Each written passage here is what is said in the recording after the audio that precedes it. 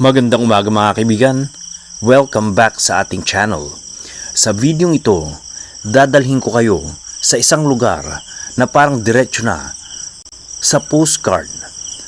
Ito ay ang isolated Alps ng Switzerland. Pero sa likod ng napakagandang tanawin, may mga taong araw-araw na nagsusumikap para mabuhay. Kumusta nga kaya ang tunay na buhay ng mga farmers sa matataas na bundok sa Switzerland? Hindi ito bakasyon, kaibigan, kundi isang buhay na puno ng tiyaga, lamig at sakripisyo.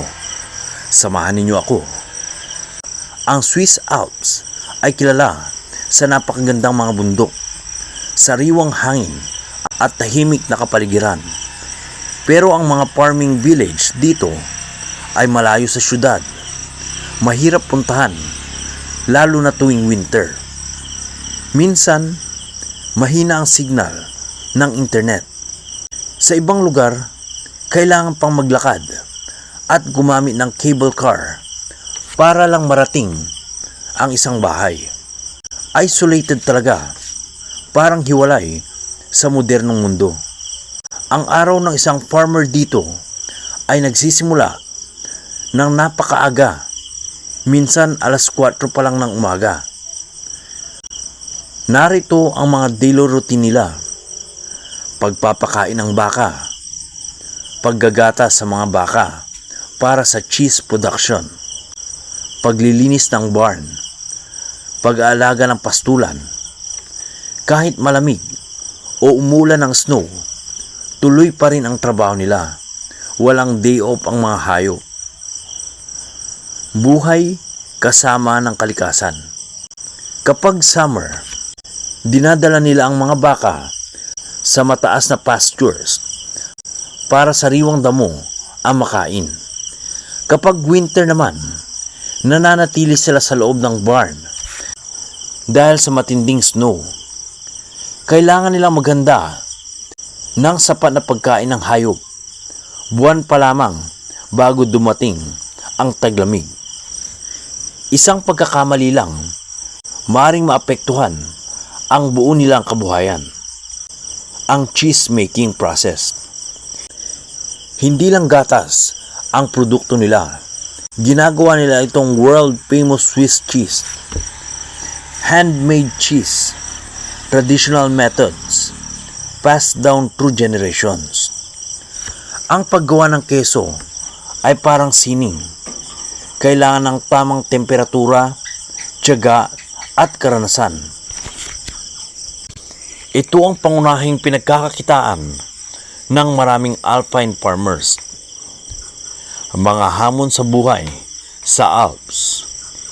Hindi puro ganda ng buhay ang nararanasan nila dito. May mga challenges na kailangan silang pagdaanan. Nandyan ang matinding lamig, isolation o kalungkutan, mahirap ang transportation, mataas ang gastos sa equipment. Dahil dito, mas kaunti ang mga kabataang gustong magpatuloy sa farming. Unti-unting nabawasan ang traditional farmers. Pero kahit mahirap, marami sa kanila ang nagsasabing masaya sila. Bakit? Tahimik ang kapaligiran, malapit ang pamilya, malinis ang hangin at pagkain, matibay ang community. Hindi man moderno ang lifestyle nila, puno naman ito ng kahulugan. Kaya mga kaibigan, ang buhay ng mga farmers sa isolated Alps ng Switzerland ay isang paalala. Hindi lahat ng maganda ay madali. Sa likod ng postcard perfect mountains ay ang mga taong araw-araw na nagsusumikap para mapanatili ang tradisyon at makapagbigay ng pagkain sa mundo. Isang simpleng buhay pero puno ng dedikasyon. Kung nagustuhan ninyo ang ating paglalakbay, i-like ang ating video, i-comment ninyo kung gusto ninyo ng mas maraming pang travel at culture stories. Mag-subscribe din sa ating channel. So that's all for now. Ito si Eldo Nakain at kita-kita ulit tayo sa susunod na vlog. That's all for now, and as always, have a nice day, everyone.